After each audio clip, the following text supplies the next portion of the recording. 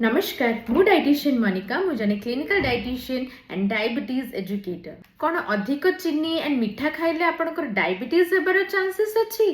only चीनी गोटे factor नहीं आपनकर डायबिटीज बढ़ेबा पई मन रखिबे जदि आपनकर जेनेटिक प्रॉब्लम अछि आपनकर फैमिली हिस्ट्री रे अछि जदि आपण सेडेंटरी लाइफस्टाइल बंचुचंदी आपनकर किछिटा फिजिकल एक्टिविटीज रहुनी देन रहला जदि आपनकर ओवरवेट अछि